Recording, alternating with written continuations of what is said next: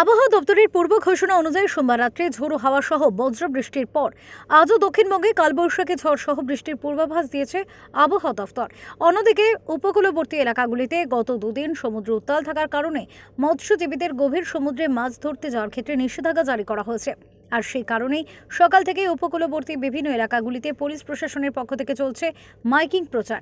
ফ্রেজারগঞ্জ, নামখানা, কাকদ্বীপ, বকখালি, সাগর সহ বিভিন্ন এলাকাগুলিতে মাইকিং প্রচার চালাচ্ছে পুলিশ প্রশাসন। শুরু হয়েছে এলাকার মানুষকে সতর্ক করার কাজও।